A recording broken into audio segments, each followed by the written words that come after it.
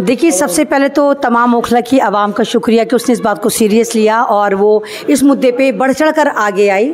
और आज जैसे आपने देखा कि एक चीटर माफिया जो एक स्टेबाज था वो आज माफ़ी मांगने के लिए मजबूर हो गया। 26 जुलाई को हम लोग हर्ष मल्होत्रा जी से मिलने गए, जो हमारे इलाके के, हमारे क्षेत्र के MP हैं।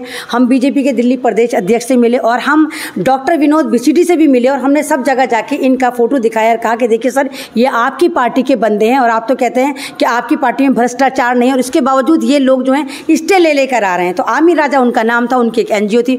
उसके बाद आमिर राजा ने कांटेक्ट करना शुरू करा और शहजाद भाई से कांटेक्ट करा और कहा कि नहीं, उनसे गलती हुई है, वो माफ़ी मांगना चाहते हैं। और अल्हम्दुलिल्लाह आज वो माफ़ी मांगने आए और उन्होंने कहा कि ज़िंदगी में वो ऐसी गलती नहीं करेंगे।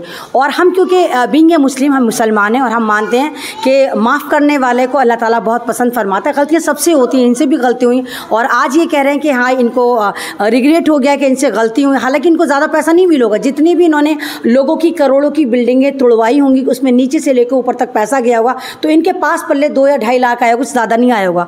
लेकिन 2-2.5 लाख में उन लोगों की जो ज़िंदगियाँ बर्बाद हुई, जिनके मकान टूटे, लेकिन उसके बावजूद अगर ये माफ़ी मांग रहे हैं तो हमने इनको मौका दिया कि माफ़ कर देना चाहिए। ओखला की आवाम ने भी कहा हमसे, हमारे ग्रुप में भी सब लोगों ने, हमने मशवरा लिया था तो सब ने कहा कि हाँ, इनको माफ़ कर देना चाहिए, क्योंकि इन्होंने हमसे वादा करा था। आमिर राजा जो BJP में है, आमिर राजा ने कहा कि वो हमारे साथ आगे बढ़कर काम करेंगे और उन लोगों को भी बेनकाब करेंगे जो शायद हमारी आंखों से भी ओझल हैं और वो भी कहीं ना कहीं स्टे माफिया हैं। तो ये बहुत बड़ी जीत है ओखला की आवाम की, उनकी दुआओं की। अभी शुरुआत है ये, बिल्कुल अभी ये बिल्कुल शुरुआत है और इंशाअल्लाह ताला ये आप लोगों से वादा है कि हमें भी काफ़ी धमकियाँ मिल रही हैं, आप लोगों को भी काफ़ी धमकियाँ मिल रही हैं कि हमारी जब तक आखिरी सांस है, हम तो वैसे भी आप देखते हैं अमन रिजवी को सारे नेशनल इंटरनेशनल मुद्दों पे मैं बात करती हूँ और ये मेरे महल्ले का, मेरे परिवार का मुद्दा, मेरे ओखला का मुद्दा था। तो अगर खुदा ना करे, अव्वल बात तो बचाने वाला ज़्यादा बड़ा है, मारने वाले से मेरा रब ज़्यादा बड़ा है, लेकिन हमारी जो एक छोटी सी पहल है, इंशाल्लाह हम इस पहल को आगे तक लेके जाएंगे और पूरी कोशिश करेंगे कि ओखला को एक ऑथोराइज कॉलोनी में किस तरह बदला जाए। हम इस मुहिम पर भी जुड़े हुए हैं, उसमें लगे हुए हैं, इंशाल्लाह इस पर भी काम जारी है कि ओखला को जो अनऑथोराइज कॉलोनी का एक टाइटल मिला है और यहाँ पर मीटर भी है, वोट भी है, इनकम टैक्स भी हम लोग दे रहे हैं, तमाम तरह के हम टैक्सेस अदा कर रहे हैं और हायर क्वालिफाइड कॉलोनी है। अगर आप ओखला को देखें तो अल्हम्दुलिल्लाह माशाल्लाह सुम्मे आमीन कि मेरा ओखला एक ऐसा है कि जो मुसलमानों की एक एलीट कॉलोनी है, जहाँ ज़्यादातर वेल एजुकेटेड मुसलमान रहते हैं, बहुत ज़्यादा तालीम याफ्ता लोग यहाँ पर रहते हैं और सबसे ज़्यादा यहाँ पर हमारी जामिया मिल्लिया इस्लामिया यूनिवर्सिटी है।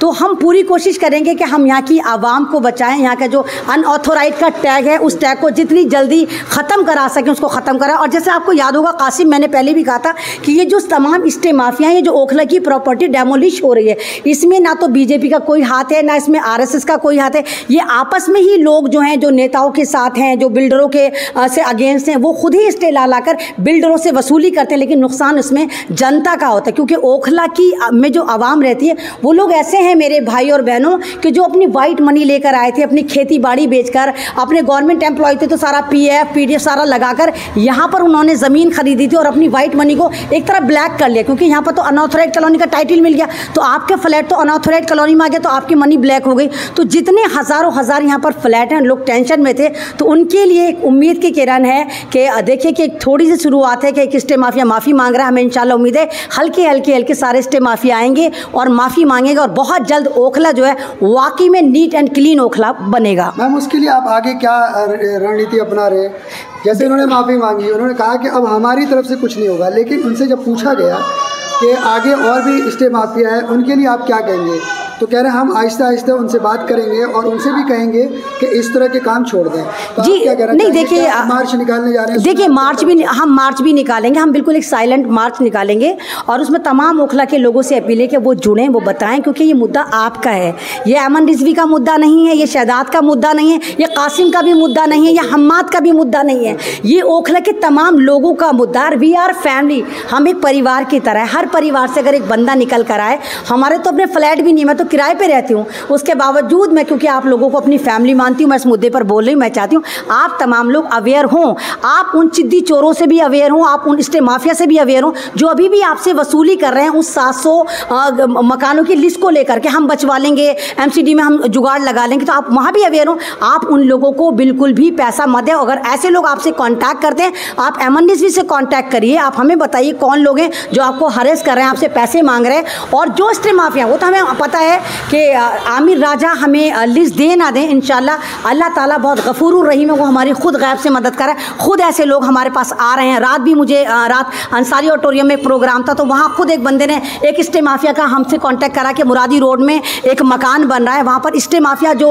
अंसारी नाम बता रहे थे, सरनेम उसका अंसारी था, 25 लाख रुपए उनसे मांग रहा है। तो मैंने कहा आप मुझे पूरी डिटेल दीजिए कि इंशाल्लाह हम उसके खिलाफ भी कार्रवाई करेंगे, PIL डालेंगे, कोर्ट डालेंगे, ओखला की जनता को अवेयर करेंगे। तो आप तमाम लोग बिल्कुल ना डरें स्टे माफिया से, अल्लाह से डरें। इंशाल्लाह अल्लाह बहुत गफूरुर रहीम है, बहुत जल्दी अल्लाह की मदद ओखला में आएगी। स्टे माफिया के खिलाफ आपने मुहिम छेड़ी थी, आप मीटिंग में भी शामिल होती रही हैं, आपकी आवाज़ अभी तक थोड़ा सा जनता तक नहीं पहुंच पाई उन तक, तो आप क्या कहना चाहेंगे जनता से, किस तरह से आगे आना चाहिए, कैसे जुड़े आपसे? देखिए, जनता को इसी तरह आने चाहिए। अगर मतलब हम कोई भी मैसेज सर्कुलेट कर रहे हैं, अपने ग्रुप में कर रहे हैं, क्लीन ओखला और ग्रीन ओखला करके, ऐसे हमारे ग्रुप्स भी हैं। वैसे भी एमन रिजवी इतनी नोन टू तो है कि अगर आप ओखला में भी किसी से पूछेंगे, मेरे घर तक छोड़कर जाएगा। मेरा माशाल्लाह कॉन्टैक्ट नंबर हर मीडिया के पास, हर चैनल के पास मेरा नंबर है।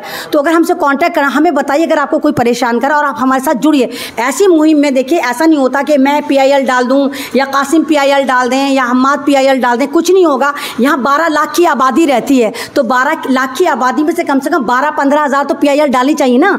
जब आप 12-15 हज़ार बल्क में PIL डालेंगे कि ये हो क्या रहा है, स्टे माफिया क्यों, वही स्टे माफिया जो हमारे पड़ोस में रह रहा है, वो हमारे ही मकान के को कह रहा है कि इल्लीगल है। और अभी जैसे मैंने कहा था, वसीम कादरी साहब जो सुप्रीम कोर्ट के सीनियर एडवोकेट हैं, उन्होंने इस केस को देखा। एक PIL मेरे बटला हाउस के एक भाई ने डाली थी, उस पर सुनवाई हुई और कोर्ट ने यही कहा कि हाउ पॉसिबल कि तुम लीगल हो, तुम भी ओखला में रह रहे हो, और जिसके तुम मकान पे स्टे लेकर आ रहे हो वो कैसे इलीगल हो सकता है। और आप देख रहे हो कि लगातार जो PIL जितने भी स्टे माफिया, सारे के सारे तो ओखला में रहते हैं, सारे ओखला में रह के तेरे मेरे मकान पर स्टे लेकर आ रहे हैं कि ये इलीगल है। तो हाई कोर्ट का, सुप्रीम कोर्ट का जो फैसला है वो बहुत ज़्यादा अच्छा है। और जिस तरह लोग अवेयर हो गए हैं, लोगों को पता चल रहा है, लोगों के नज़र में बेनकाब हो रहा है। हमारे ग्रुप पे तो लगातार उन लोगों के फोटो भी डल रहे हैं, उनके कारनामे भी डल रहे हैं, विद प्रूफ डल रहा है, उनकी NGOs के नाम डल रहे हैं कि देखो इस NGO से इन लोगों ने स्टे लिया। उन NGO का कोई वजूद ही नहीं, वो सिर्फ NGO बना ही इसलिए गई ताकि वो स्टे लेकर आ सके। ओखला में 45,000 से ज़्यादा NGO हैं और मोस्टली जो ये काम करें वो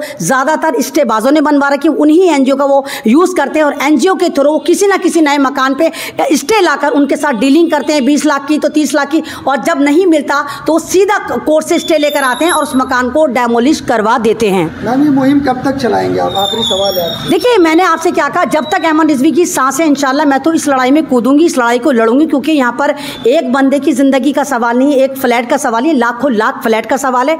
ये मुहिम जब तक चलेगी, जब तक हम एक चीटर को जेल में ना पहुँचा दें या हम उसको उसके गुनाहों की सज़ा ना दिलवा दें, और ओखला की आवाम को जब तक हम सुकून की सांस ना दिलवा दें और वो अपने मकान में बहुत तहफ़्फ़ुज़ से रह सके, ये सोच के कि हाँ ये मेरा मकान है, वो इस दहशत में ना रहे कि मेरा मकान किस वक्त तोड़ दिया जाए, मेरे मकान में पड़ोसी स्टे ना लेकर आ जाए। तो हम इंशाल्लाह ये कोशिश करेंगे कि आज के बाद इंशाल्लाह ओखले को इस लायक नहीं छोड़ेंगे इन स्टे माफियाओं को कि वो स्टे यहाँ की प्रॉपर्टी पर लेकर ही आ सकें।